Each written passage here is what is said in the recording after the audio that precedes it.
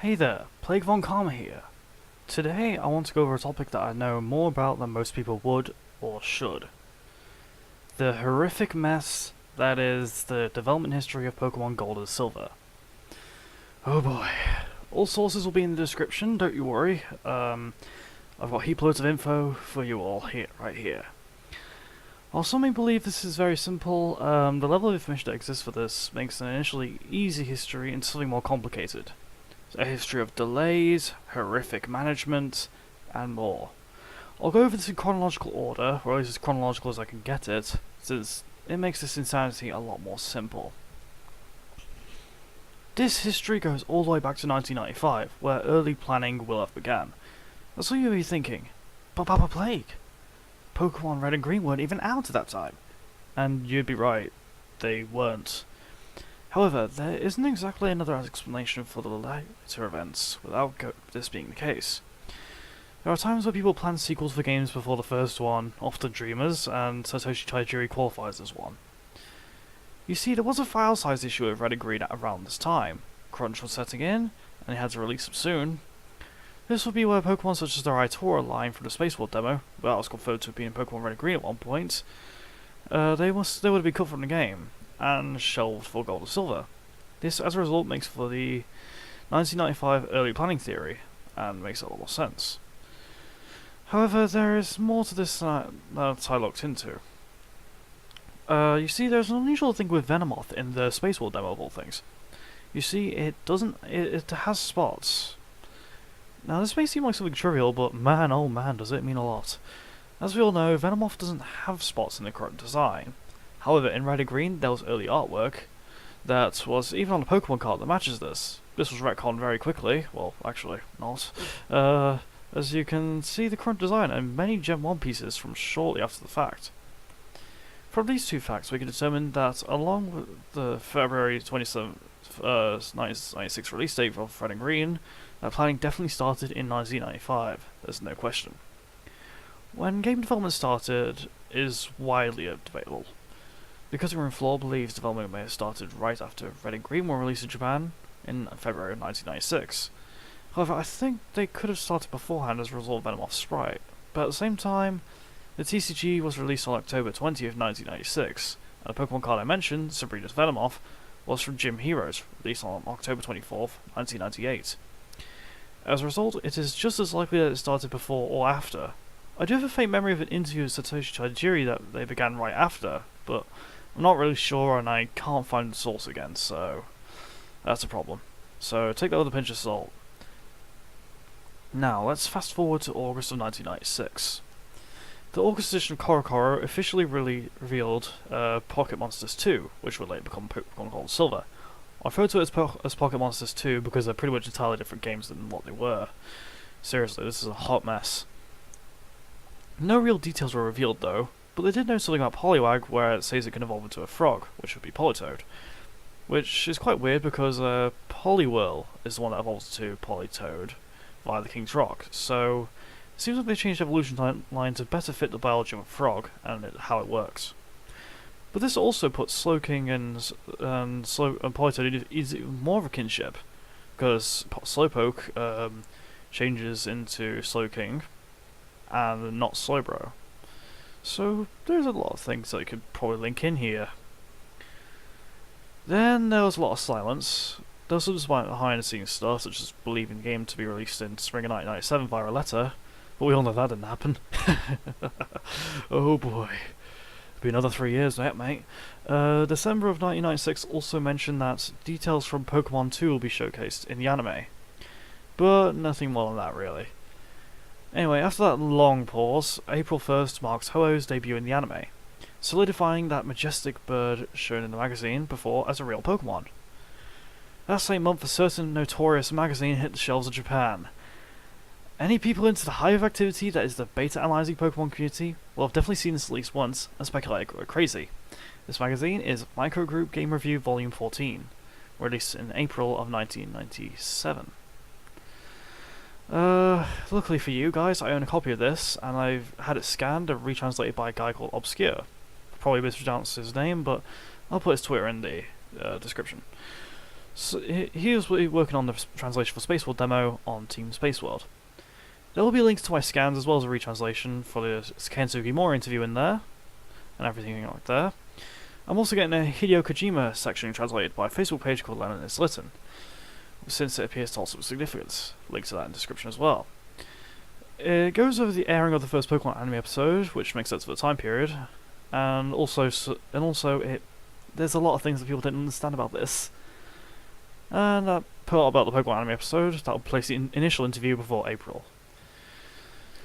So when I mentioned retranslation for the Sugimori interview, I mean that there was a translation from many years ago. That was extremely poor and used a very low-res page, so the kanji was wrong. I'll link that in the description as well for reference. As a result, a few very important words were missed out, completely losing some facts in translation. Now to dispel some rumours resulting from this, especially on the question of details like Pokemon but not Pokemon. For starters, as you can take away from the translation from Obskyr, none of the designs were ever meant to be canon. They're essentially a parallel universe. The Space World demo supports this wholeheartedly, with Tyranitar and none of the other Pokemon on the cover being present in the demo.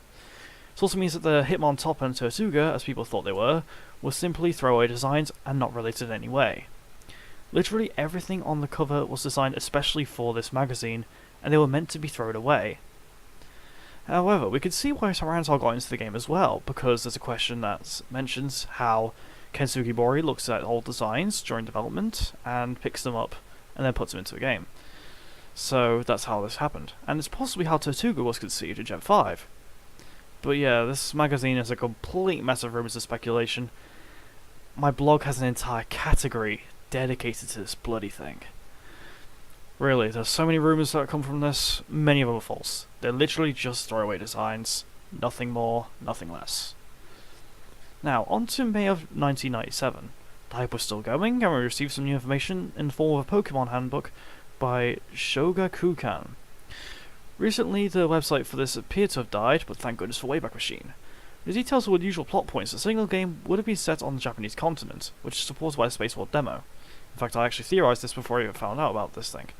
It also mentions Ampharos being electric and dragon type, which is surprising to say the least, as the demo does not reflect this. But this could have been changed because this is still May of 1997, not going all the way to November where our prototype build comes from. On the 5th of June 1997, the Nintendo website revealed Pocket Monsters 2 again, with a release date for the end of the year. Let's just say that doesn't happen. It also officially revealed Donphan, Ampharos, Ho-Oh, and Slowking. It also displays screenshots of what are now known as Old City, Silent Hills, West City, and a southern area of Old City at the end of their initial Space World demo. To clarify, Lugia did not exist at this point. It won't be out until long, long after 1997, where it was I believe it was revealed in 1999 as Pokemon X. 5th of September 1997 signaled the beginning of a trend with the fluctuating release dates. Famitsu slated Pocket Monsters 2 to be released in the fall of 1997. Obviously, this didn't happen. 15th of November 1997 is where CoroCoro released their latest issue in the run-up to Nintendo Space World 1997, where the notorious demo will be shown. It also inadvertently revealed something quite hilarious: Nintendo's biggest backpedal in history. Jinx is shown to be with the Kimono Girls, with a little area of the page claiming they would help summon Ho-Oh. So the Kimono Girls were initially Jinx trainers. This also reflects the drastic sprite change in development as well, where it shows the black Jinx, which obviously didn't happen for us, we got a purple one instead. And now, on to the Nintendo Space World event on 21st of November 1997, a week later. So it kicks off with playable demos of Pocket Monsters 2 available. This is also where we got our little demo version that was leaked online. And here's where we found so many things. However, we're still missing a little piece of the puzzle, the promotional footage. You see, the archives of the footage are incomplete, and thus we are missing some crucial shots. One account of Space World 1997 mentions that Animon, Ikari, Blue, Painter, and Anon existed. So that would be Anon being unknown, Blue being Snubble, and Painter being Smeagol. He also mentions that Carusa's final evolution, Aquaria, existed as well. All these Pokemon were not mentioned in the Space World demo at all, and the starters could not evolve, so we could never see Aquaria. To be specific, Animon, Ikari, Painter, and Anon were all apparently showcased in the promotional footage. However, we don't have any archives of this. But given that these names are put in word for word, this does mean that this is a very legitimate account and that this footage must exist, because it's from May of 2010. They could not have known about any of these names without actually seeing them. Unless this is a very elaborate hoax, but I really doubt that would be a thing. Another account mentions similar things, as well as some Pokemon revealed as such. He specifically mentions Blue, which is Snubbull, and a few other Pokemon like that, including Kiri, which is Trainwreck, who was founded the demo. He noticed the release date changing to March of 1998, which was once again a lie. This would be a release that actually holds for quite a while, but something horrible happens. Seriously, this is comparable to Homestuck and its endless porters. You'll also notice seeing Ampharos in a magazine, linking to the handbook from before, confirming that that is legitimate as well. Oh well, obviously, because it's from an ancient website. So 16th of December 1997 was a very dark time, and a very familiar thing for the Japanese side of things. Yes, the air date of Electric Soldier Porygon. The Pokemon Shock incident had set in, and boy was it not pretty at all. It does, however, help confirm the Space World demo, as it showed a Mew distribution cartridge at work. This shows a sprite that will later be used on the Game Boy camera, and will also be shown in the Space World demo. You can find this in an annotation, and go to 32 minutes 25 seconds to see it at work. While there is no specific date, the resulting controversy surrounding the Pokemon will stimulate some media dogpiling. This will later strike Jinx right in the heart, causing further defaming of this franchise that makes the Jinx's design change in the West and later Japan happen for the rest of time. The Core magazine that details the Kimono Girls and Jinx also signalised that it affected the plot to a good degree as well. This all rooted from Jinx having an apparent blackface look to it, which it signals racism to many people. I'm not going to get into that whole thing because it's all bloody politics and I bloody hate it. Anyway, over the rest of 1998, it was mostly silent. There were few reveals or anything else, really. But however, we do have some things. On January 10th of 1998, over to January 11th, we saw Pocket Monsters 2 in its old state. This showcased the Space World demo for the second time. And it's also the origin of a tweet that showcased a red Metapod. It was confirmed to be a Super Game Boy filter once we got the demo out, rather than a beta shiny Pokemon.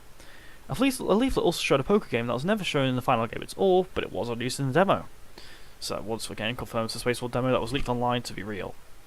The 1998 issue of the Game Boy Encyclopedia Young Selection also listed a 3-page article, Pokemon Gold and Silver, further talking about the Game Corner games, that the World Hobby Fair leaflet detailed as well.